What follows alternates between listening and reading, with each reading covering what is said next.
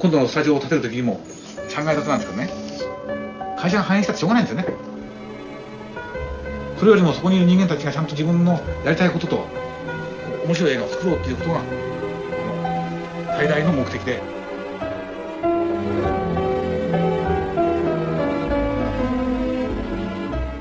One consistent theme in my work is to watch good animation and surpass it. That was a quote from Hayao Miyazaki in 1978, and ever since then he's developed a filmography compiled of some of the greatest animated masterpieces in cinematic history. For 40 years, Miyazaki's dexterity and creativity has dazzled audiences through his feature-length animations to become the undisputed master of his craft. Only those whose names have become synonymous with the medium could profess to a career as consistently successful and celebrated as his. But how has Miyazaki maintained not only critical acclaim, but a far-reaching audience? Unlike his native land, in the West there still remains a stigma that most animation is solely for children, and thus animation that's created typically tends to avoid the more burdensome themes we're accustomed to in our live-action films. However, Miyazaki is not your typical animator. He took an approach to animated filmmaking that concentrates on the emotional intricacies of his subjects, as opposed to creating, ironically, cartoony characters. His aim wasn't to make things that spoke down to children, his aim was to make films that would help us all further understand the human condition. Movies such as The Curious Adventures of Mr. Wonderbird and Hokujiden were Miyazaki's inspirations for how he would approach animation, always admiring the early works of Disney for their technical abilities, but thought their emotional depictions were far too simplistic. Early days of animation could get away with being somewhat shallow, but Miyazaki sought to change that, famously hating the prescribed label of the Japanese Disney. A more appropriate title would be a Japanese Yori no Stein, as Miyazaki's animations aren't about their external flair, but their internal subtleties. He stated numerous times that the film The Snow Queen showed him animation's potential in its depiction of human emotion. These influences are what formed the filmmaker we have today, setting him apart from his contemporaries. A combination of skill and proficiency of Western animators with an approach of Eastern sensibility. Because Miyazaki's foundations for his films are found through empathy and reality.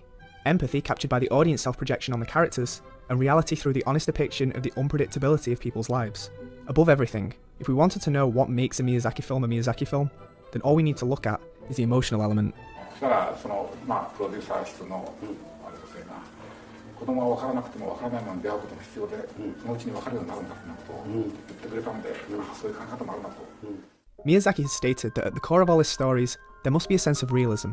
Amidst the gods, demons and fantasy elements, it's the human side that's always prioritised. His focus often lies on human nature, and what can be understood irrespective of culture, characters that are fully fleshed out with clear goals.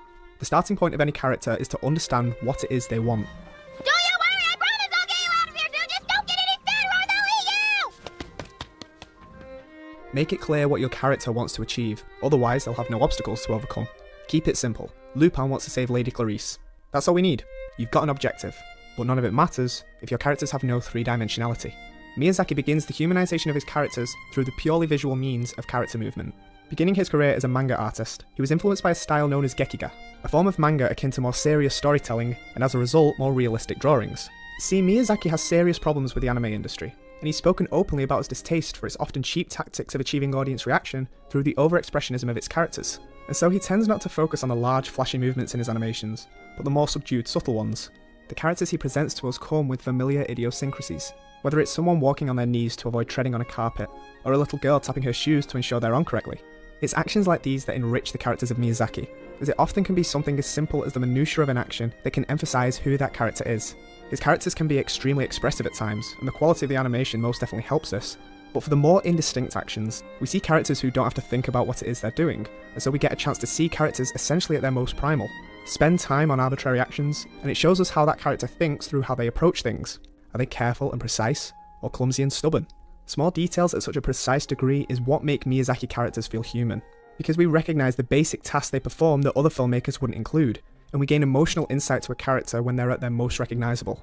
But the reason Miyazaki is able to capture the nature of people so well is because above all else, he understands people. She's kind of a lazy bum, which is exactly the way that my favourite 10-year-old girls are. You lazy bum, I want to tell them, but I know their inner resources are as rich as Chihiro's. Miyazaki studies people, and his comprehension of human behaviour is displayed through the plethora of actions within his characters. He never reuses the same expression, even with something as basic as running.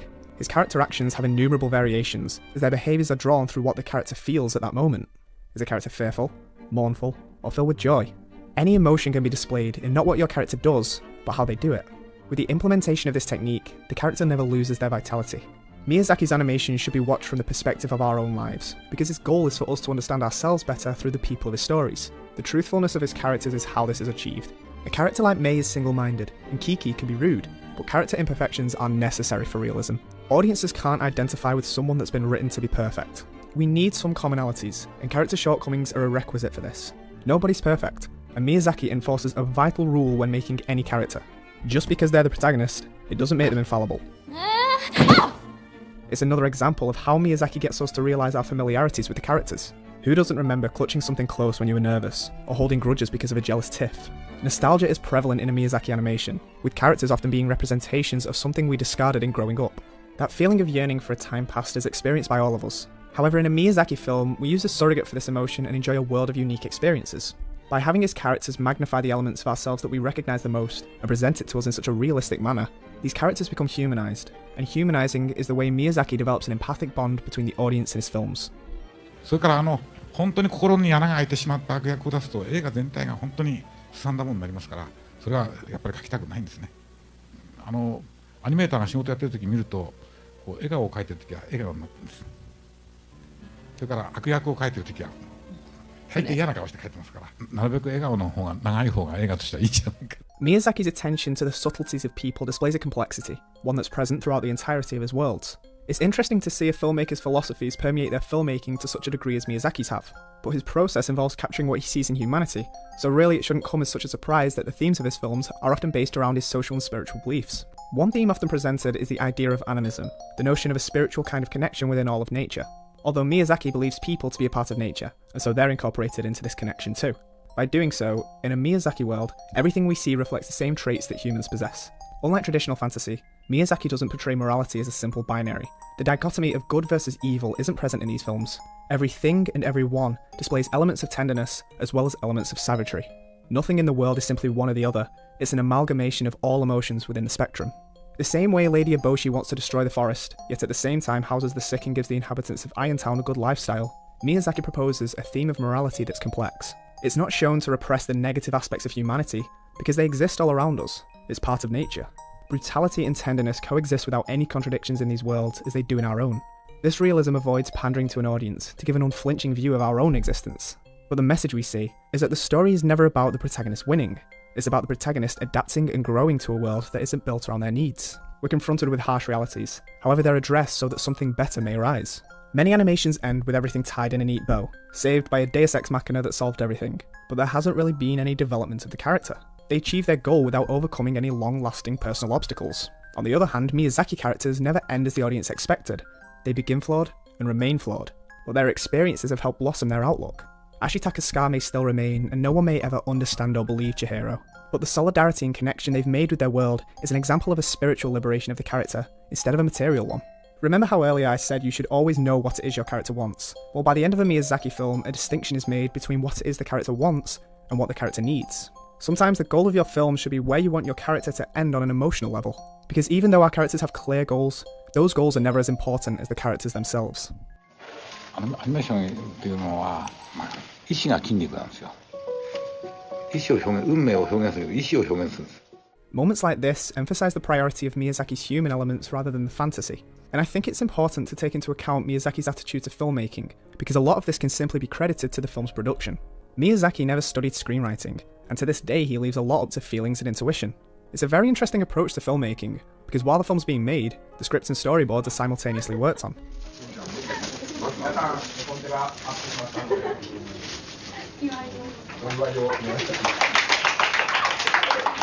What effect does this have? Well, because no one knows how the story will end, it's never made the primary focus. Instead, many scenes are planned out individually, not as story threads, but simply as methods of conveying emotion. It's a technique wherein, if all we saw was the one scene, we would understand all of the emotional information that was there. To achieve this, Miyazaki simply continues to draw settings that evoke feelings. He's never concerned about plot in the early stages. Emotion is the key, and it's important to instill this in the audience before anything else. The reason as to why his films create atmospheres so well is because the imagery takes precedence, continually altering them during pre-production with no other objective than to have them make us feel something. The impression of a landscape is dependent on the emotions of the person viewing the landscape. By displaying the world through the emotional perspective of the character, the world can reflect this emotion back. He rarely uses flat landscapes. His settings are typically in valleys, coves, or even the sky. Human sensibilities are often connected to the weather. All of these meticulous details are what fill the screen. And so when we wonder why Miyazaki films feel that bit bigger, that little bit calmer, It's because Miyazaki has taken the time to find the best way to replicate whatever mood the character emits through his worlds. Sentiment is what seeps from the pores of a Miyazaki film. Even the pacing is used in such a way to heighten the response of the audience. The fact that Miyazaki uses many high-octane moments, it requires the slower ones in order to let the emotion have time to sink in. Western animation seems to be the antithesis of this, very rarely slowing down the action, and almost never having the quiet moments that Miyazaki seems to often utilise. See, I often find silence and stillness to be the reflective moments of cinema. Periods in which your audience shares a moment with your character simply to figure out their situation, or perhaps in turn, project their own feelings onto the character. Miyazaki will often let time slowly pass by for our characters, in the hope that the connection we've made with them is what speaks at that moment. We may wait at a bus stop, or we may travel along a silent train journey. But through the minds of our characters, we've related. It doesn't need to be explained. We know exactly what they're thinking.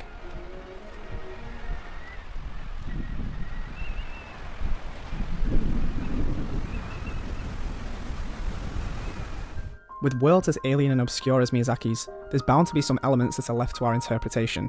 But the thing is, we don't have to understand everything. Miyazaki's principle is emotion, not logic, and so a lot of his design of the fantasy aspect isn't explained.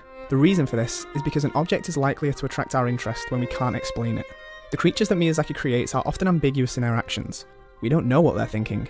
The more that thing is anthropomorphized, the more we're able to empathize, but the less intriguing it becomes.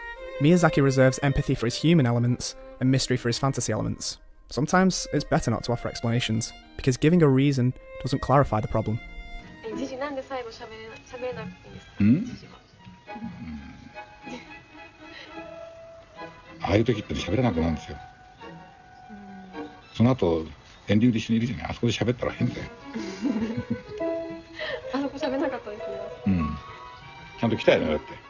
Miyazaki once said, "If I were asked to give my view of what animation is, I would say it's whatever I want to make." Gods and spirits may be the surface of his films, but at the heart are stories about people, about feelings that help us grow and change. His environments may be disjointed at first glance, but his use of modern elements gives us something to recognise. And it's his implementation of traditional Japanese design that gives the world a mystery, yet a consistency. It all comes down to empathy with people and reality of the world. In the end, Miyazaki offers a sense of liberation to his characters, and in turn, does so to us. We see people in a suffocating society, but ultimately show characters that become self-reliant, not through a tangible achievement, but an emotional one. Miyazaki has mastered a level of emotional filmmaking rivaled by few other filmmakers, where perhaps there is ambiguity throughout his works, and maybe it does have suspension of disbelief from the audience, but when it's removed from the world of logic and clinical analysis, the films make perfect sense, because no filmmaker understands the essence of humanity better than Hayao Miyazaki.